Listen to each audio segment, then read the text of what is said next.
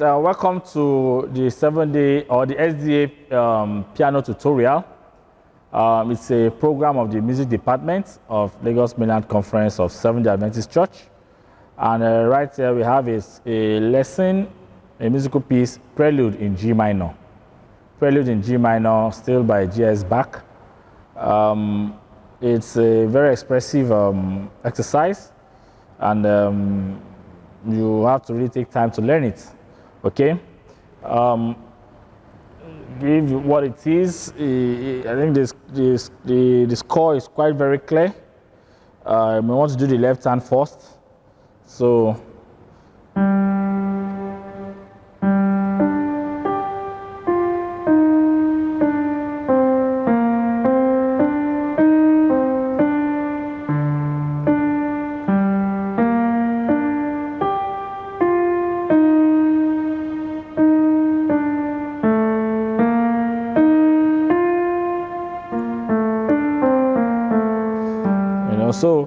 I think you should just follow it gently.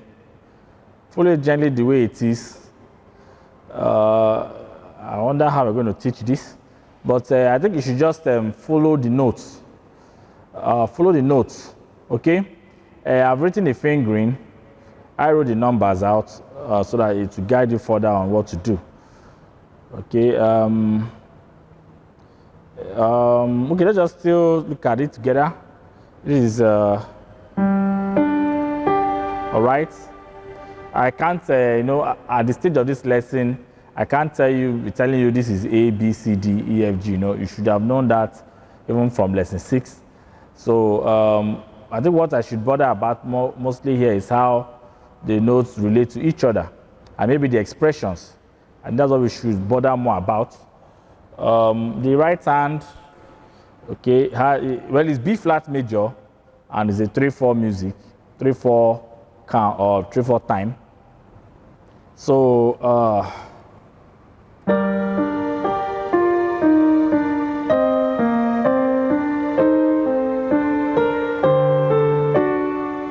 okay.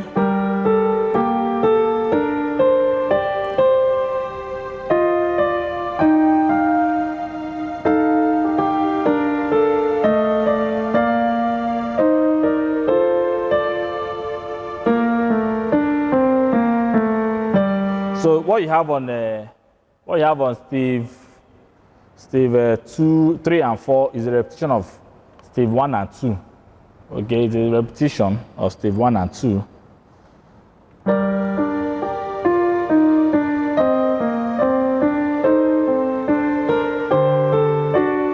So on the right hand, you're playing two notes on the right hand, and they really overlap, because while the upper note is a dotted minim, this is also a dotted minim. The lower note is a dotted minim, but it's tied to another minim, so making it 5 counts, while the upper note has 3 counts. So 1, 2, 3. Why this is still being pressed? This is still pressed down. 2, 3. You see? So they come together here. So while the lower notes here are crotchets, the upper notes are quavers. And then the lower note here is a minim covering everything. Okay, the first 4 notes here. So you see that? Okay. So there are no lower notes here this time around. So it's remember that's 5, and then you see the way the fingers are squeezed. You use 1 here, so 5 to 1, so that you can free up the finger to meet up what is required here.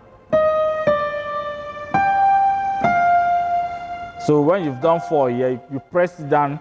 While pressed down, you use 5 to cover it, so that the finger can meet up what you have here. So finger 1 does this.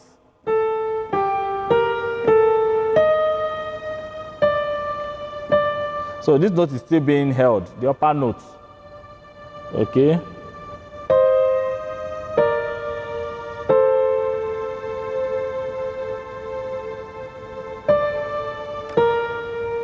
All right, so there are notes stretched, you know, it just means about, luckily, the left hand is just one note all through.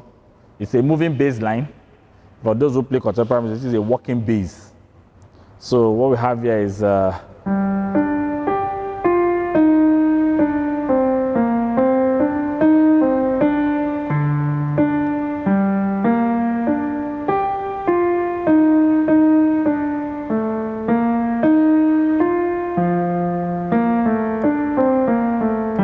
so this is a repetition.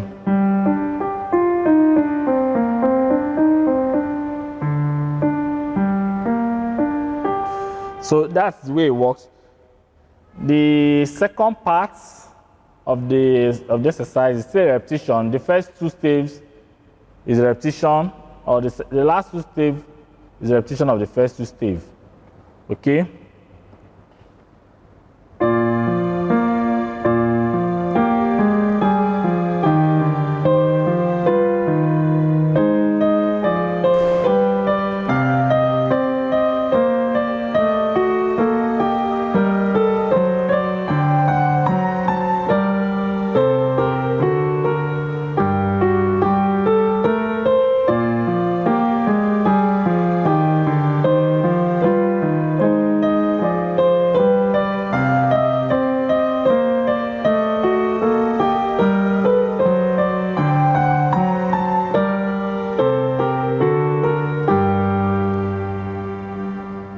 So on the right hand,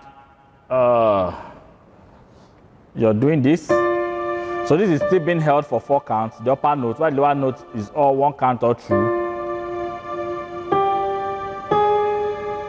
So while it's 2 counts, this drops, and then they both move this way. Okay, that's B natural with F. So finger 5 does some work.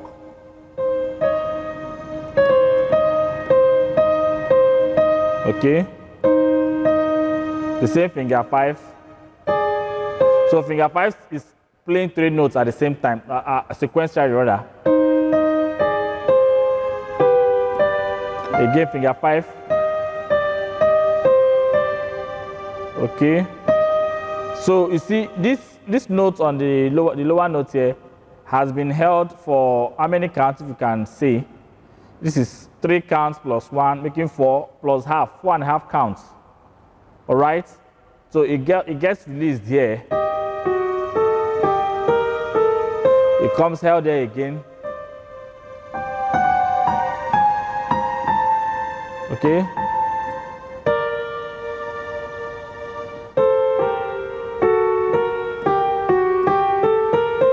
And repeat again. So it's quite expressive. Something you have to, take time to learn. You check every note. Check every note. All right. Check every note.